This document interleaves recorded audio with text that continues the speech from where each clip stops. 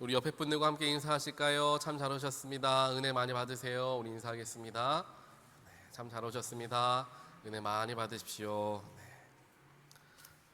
우리 지난주에는 너무나 더워가지고 옆에 가서 예배 드렸는데 언제 그랬냐는 듯이 금방 날씨가 풀려져가지고 저도 오늘 얼마 만에 이런 넥타이를 하고 자켓을 입고 이 자리에 나왔는지 모릅니다. 더울 때는 더워가지고 힘들지만 또 시원할 때는 그게 더위가 가시니까 그 속에 감사하잖아요. 만약에 더위가 없으면은 감사할 일이 없겠죠. 이와 같이 삶에 어려운 일이 있을 때는 힘들지만 그 어려운 일 때문에 오히려 감사하는 일들이 우리에게 있다라는 것을 생각했을 때 참 하나님은 여러 모양으로 우리가 감사할 수 있도록 도우시는 분이시구나라는 것을 다시 한번 생각해 보게 됩니다. 어려운 중에 혹시 계시다라고 하시더라도 그 속에서 너무나 아파하시지 마시고 그곳 이제 넘어서면 금세 감사할 때가 올 것임을 소망하시면서 그 어려움들을 잘 이겨내시기를 주님의 이름으로 간절히 축원드립니다. 지난주에 이제 아이들이 이제 학교를 가는 사이에 제 아내와 이제 둘이 시간을 좀 보내는 날이 있었습니다. 그래서 굉장히 오랜만이었던 것 같아요. 제 아내랑 둘이서만 이제 미술관에 다녀왔어요. 그래서 항상 아이들이 있으니까 미술관에 같이 여러 번 가죠. 우리 교회에서도 갔지만 이제 게티 뮤지엄 있지 않습니까? 거기에 저희 교회 분들과 함께 갔긴 했지만요. 저희 아이들과도 거기 종종 가거든요. 그럼 아이들과 가면은 이제 미술 작품을 볼 수는 없어요. 볼 수는 없고 이제 밖에 이제 야외에서 아이들하고 같이 좀 걷거나 이제 풍경을 보는 등 이런 일들을 하고요.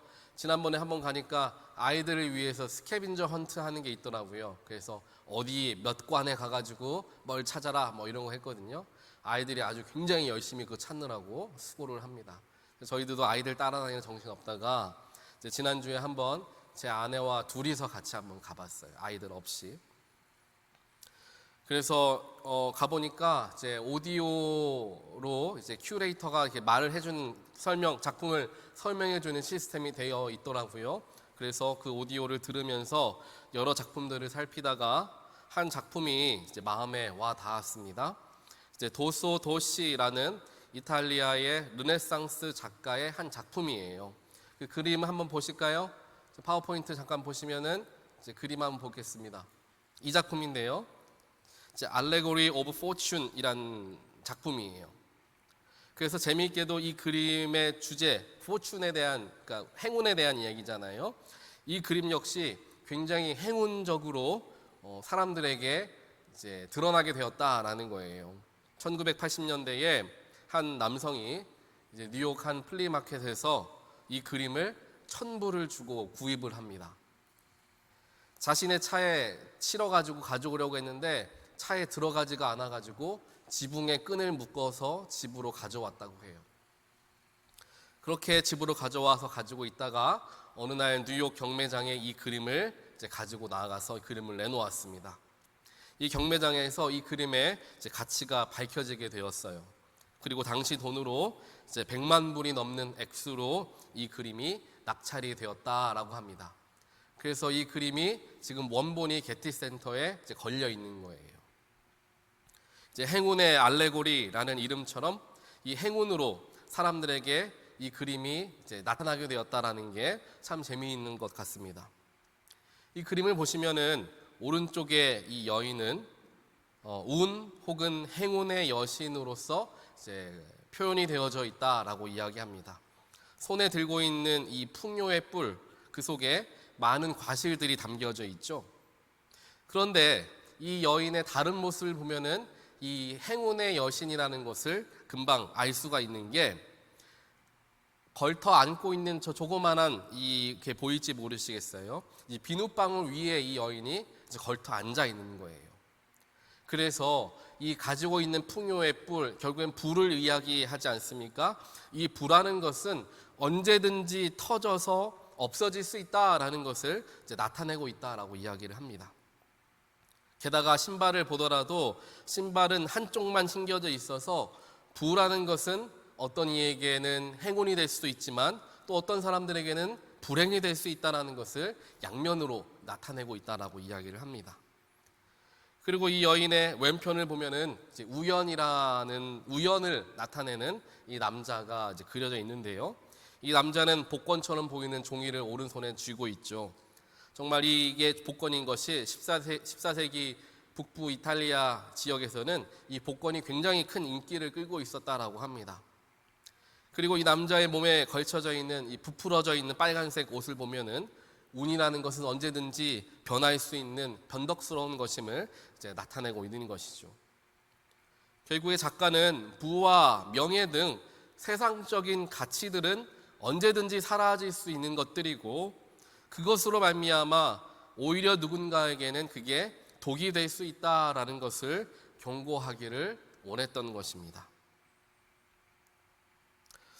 요즘 여러 목사님들의 설교 혹은 부흥 강사님들의 설교 주제를 가만히 듣다 보면 더 이상 무엇인가를 바라고 원하는 그러한 신앙생활을 하지 말고 하나님과 동행함으로 성령님의 인도하신 대로 살아감으로 기쁨과 감사를 누리는 삶을 살자라는 이야기를 공통적으로 이야기하고 있는 것을 제가 깨닫게 되었습니다.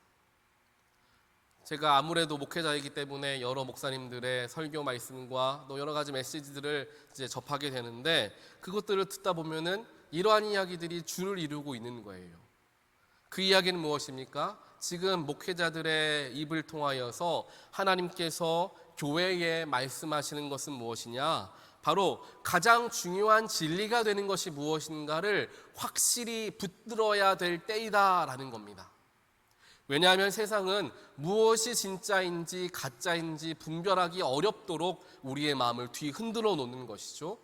그런 상황 속에서 우리가 갈피 잡지 못하여 헤매는 삶이 되지 않기 위해서는 분명하게 붙들어야 하는 것이 있는데 그 붙들어야 하는 것은 진리이다라는 거예요.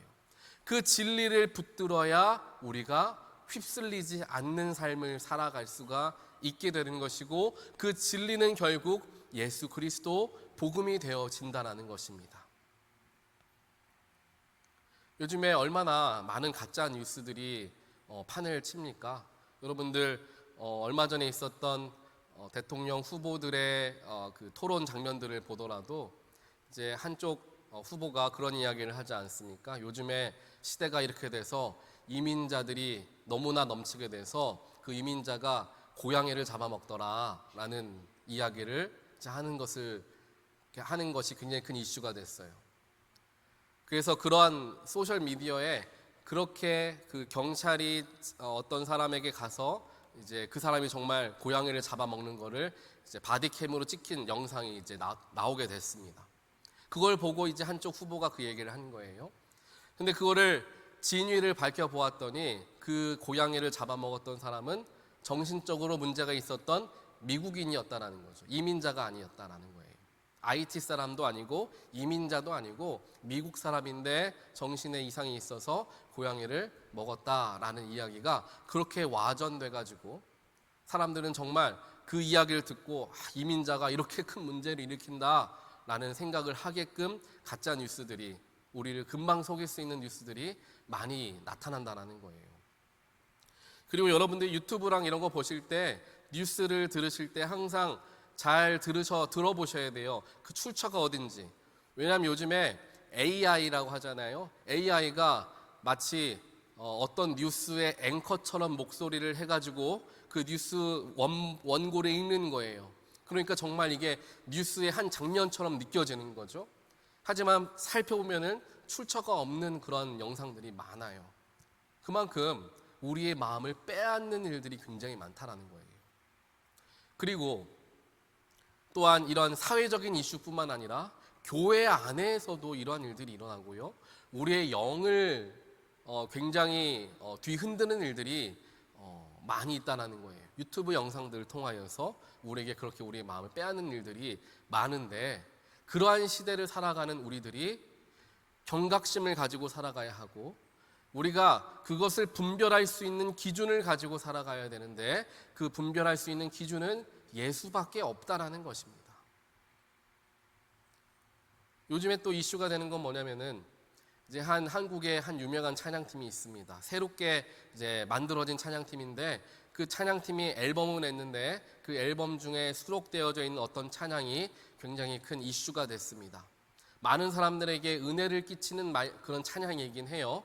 그런데 그 이슈가 된 이유가 뭐냐면은 그 찬양 가사 중에 하나님, 예수님 이러한 말이 전혀 나타나지를 않는 찬양곡이다라는 거죠.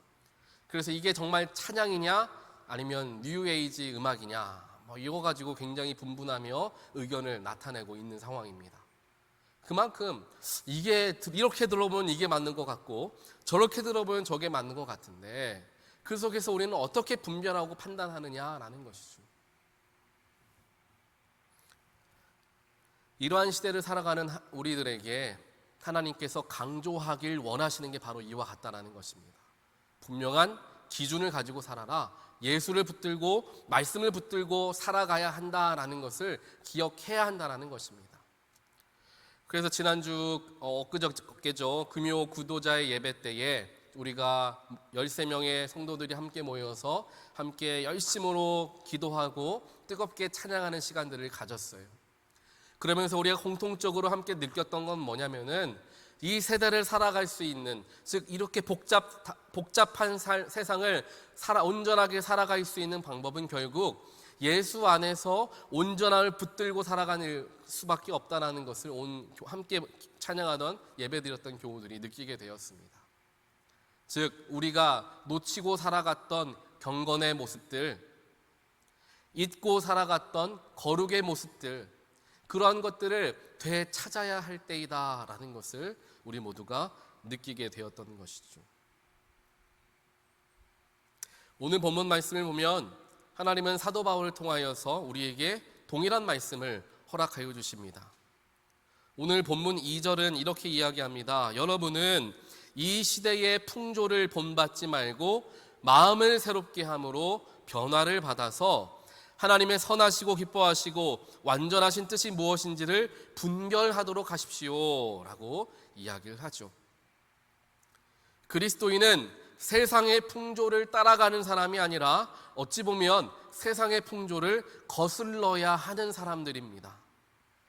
하나님의 선하심과 완전하신 뜻을 분별하며 살아가고자 노력하고 애를 쓰는 삶을 살아가야 하는 사람들이 바로 그리스도인들이다라는 거예요. 결국 하나님의 선하심과 완전하신 뜻은 예수를 통한 구원, 복음을 이야기하는 것입니다. 하나님은 선하심을 가지고 이 세상을 구원하시고자 직접 육신의 옷을 입으시고 이 땅에 오셨습니다. 그리고 예수를 통하여 그 완전하신 뜻, 온 인류의 죄를 사하시는 사명을 완성하셨던 것이죠. 그렇기에 하나님의 완전하신 뜻은 예수 그리스도이시고 세상을 분별하는 기준이 예수 그리스도가 되어야 한다라는 말씀으로 우리 2절 말씀을 해석해 볼 수가 있습니다. 이 시대의 풍조가 아니라 예수를 기준으로 세상을 살아간다는 것은 결코 쉬운 일은 아닙니다. 더 정직해야 하고요, 더 용서해야 하고 더 사랑해야 하며 더 오래 참아야 하기 때문입니다. 지금 당장에 나를 즐겁게 해줄 부와 명예를 뒤로 하고 영원의 기쁨이 되는 천국을 만들며 살아가야 하기 때문에 세상 사람들과는 다른 길을 가야 합니다. 넓은 길, 편안한 길, 안락한 길이 있지만 좁은 길, 불편한 길, 수고해야 하는 길을 선택해야 하는 것이 그리스도인의 소명이 되어진다는 것을 우리는 반드시 기억해야 합니다. 하지만 시대가 흘러가다 보니까 아무래도 성도들 마음을 편안하게 해주는 교회, 성도들이 쉽게 교회에 올 수 있도록 문턱이 낮은 교회가 되어지다 보니 성도들의 편의를 봐주는 일들이 많아집니다.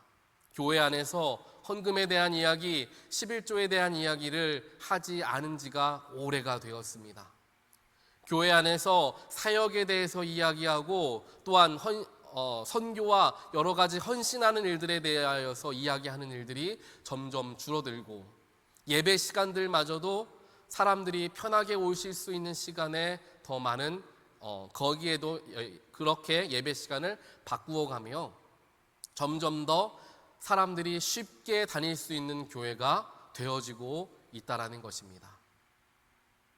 무엇이 옳고 그르다라는 이야기를 하는 것이 아니라 그에 따른 당연히 장점이 있겠지만요, 그와 더불어서 함께 따라오는 단점들과 문제점들이 있다라는 거예요. 그리고 바로 지금 현대를 살아가는 우리들에게는 그 모든 것들이 조금은 단점으로 찾아오고 다가오는 시기다라는 거죠. 이렇게 교회의 문턱이 낮아지고 조금 더 쉬워진 신앙생활하기가 쉬워지기 시작한 때가 2000년대 초반부터 시작이 되어집니다. 지금 2024년을 우리는 살아가고 있죠. 그 편해짐을 통하여서 교회의 문이 활짝 열려지긴 했지만, 그로 인하여서 우리의 마음이 흔들려지고 우리의 신앙이 옅어져 가고 하나님을 향한, 예수를 향한 사랑의 열정이 식어져 가는 때를 우리는 보내고 있다는 것입니다. 게다가 팬데믹이 찾아오게 되면서 교회 안에서 그나마 공동체로 엮여져 있던 우리들이 뿔뿔이 흩어져 각자 가정에서 예배를 드리다 보니 더 편한 길, 더 쉬운 길들이 열리고 말았던 것입니다. 쉽게 가는 길, 쉽게 예수를 믿는 길, 처음 들어가는 순간에는 굉장히 중요합니다. 하지만 예수를 믿겠다, 예수가 나의 구주라고 내가 믿으며 고백하는 그 순간부터는 편한 길대로 갈 수 없는 것을 우리는 기억해야 한다는 거예요. 얼마 전 우리가 함께 살펴보았던 바디메오도 그렇지 않습니까? 그의 일생일대의 기도의 제목이 응답되어지는 순간, 이제 내가 평생을 눈이 보이지 않아 고생했다가 눈이 띄었으니 이제 좀 편하게 살아가야 되겠다가 아니라는 거죠. 예수를 구주로 믿게 되는 그 순간, 예수가 진정한 구주가 된다라는 것을 깨우치는 그 순간, 그는 순교의 길, 고난의 길을, 그 예수 십자가의 길을 쫓아가게 되었다라는 사실입니다.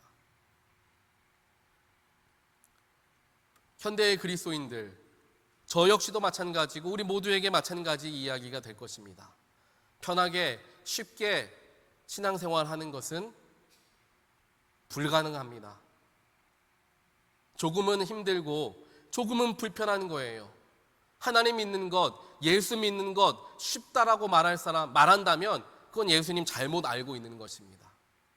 예수님은 그의 삶을 쉽게 살아가지 않으셨어요. 어렵게 살아가셨습니다. 힘들게 살아가셨습니다. 지내실 곳이 없고 항상 떠돌면서 살아가셨던 삶을 사셨죠. 희생하셨고 남들에게 침뱉음 받는 일들, 수없이 모욕을 당하는 일들 다 감당하며 살아가셨던 그 예수를 믿는다라고 하는데, 나는 세상에서 편하게, 나는 쉽게 예수를 믿는다라는 것은 결단코 이게 맞지를 않는다라는 것입니다. 우리가 예수를 진정으로 구세주로 믿고 예수님이 나의 삶의 진정한 주님이다라는 것을 내가 믿고 고백한다면 불편함도 조금 감수할 수 있어야 되고, 어려운 길 조금 갈 수 있어야 되며, 희생하고 포기하는 일들 해야 한다라는 거예요. 그 모습이 보이지 않으니까 세상 사람들이 교회를 손가락질 한다라는 거죠. 예수님은 저렇게 살아갔는데 예수님 믿는다는 그리스도인들은 저렇게 쉽게 편하게 편법으로 살아가는 모습을 보며 손가락질 할 수밖에 없다라는 것입니다. 오늘 하나님께서는 로마서 12장 사도 바울을 통하여서 우리에게 분명하게 말씀해 주십니다. 세상 풍조를 본받지 말고 여러분들의 마음을 새롭게 하십시오.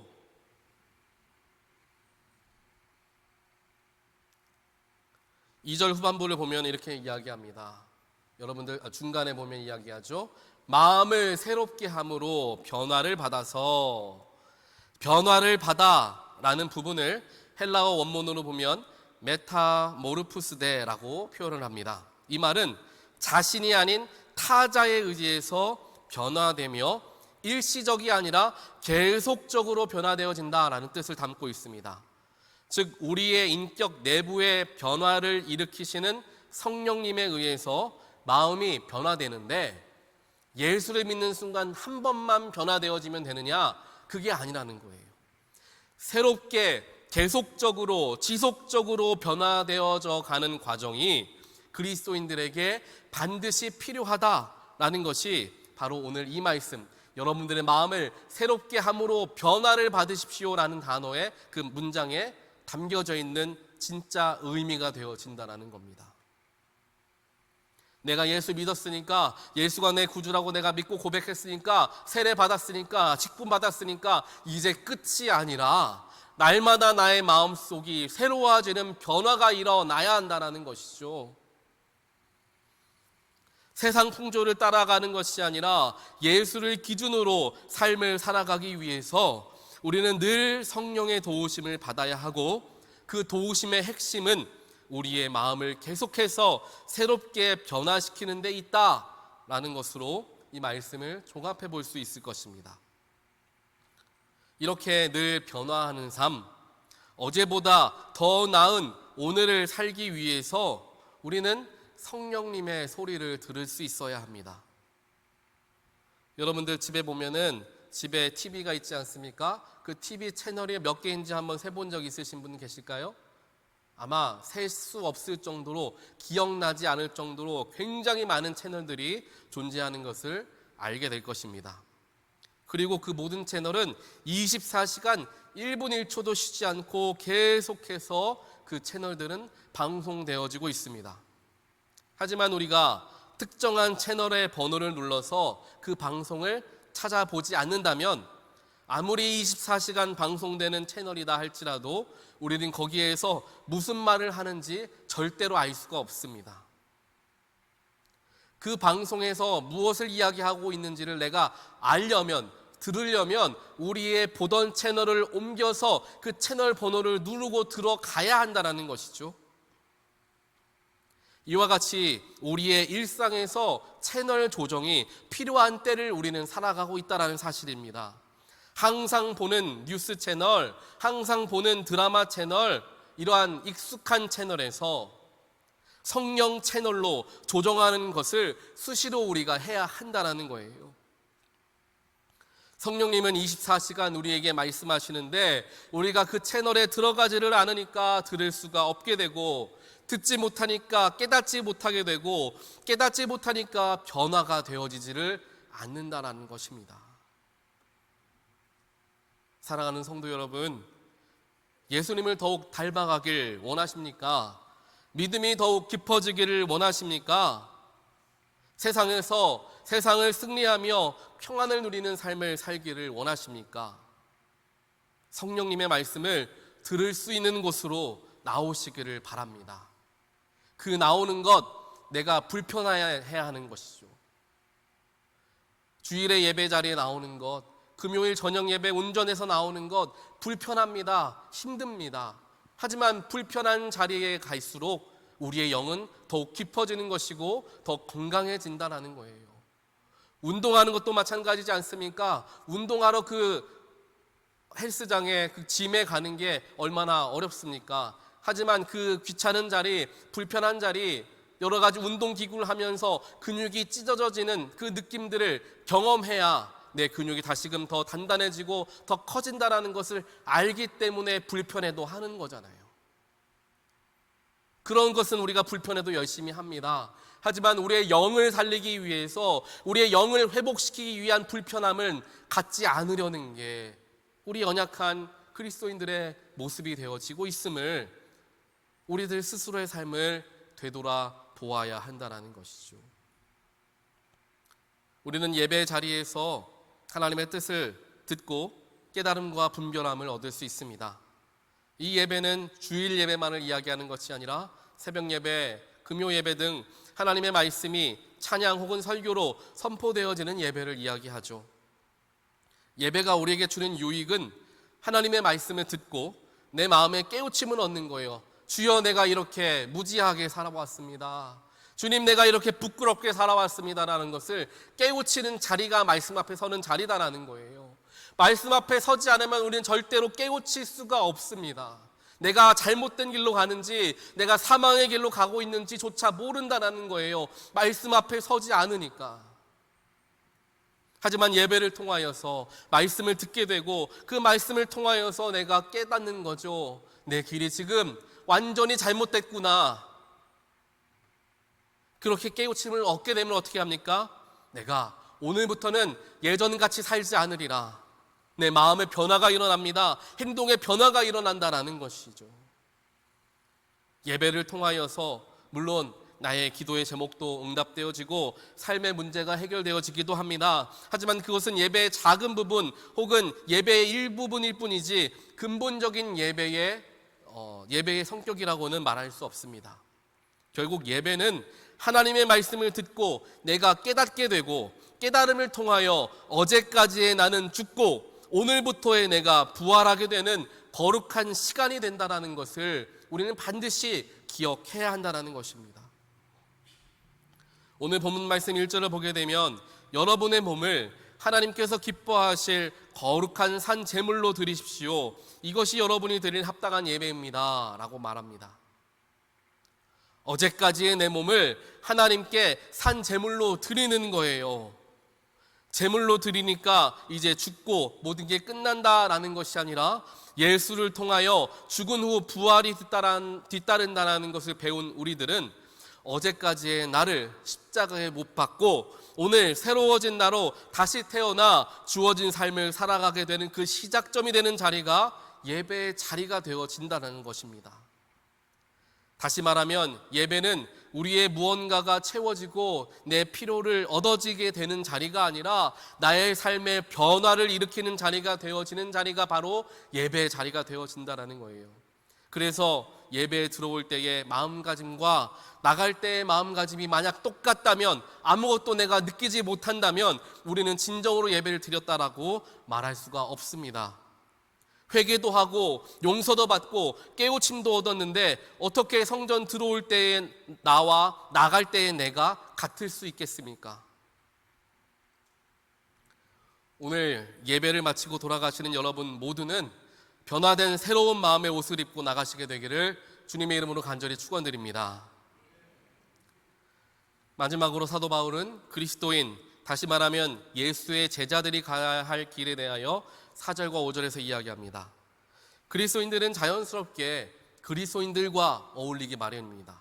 아무래도 영적인 말을 주고받는 게 편하고 공통적인 주제와 관심사를 가지고 있기 때문에 교회 공동체 안에서 깊은 친분을 가지신 분들이 많으실 거예요.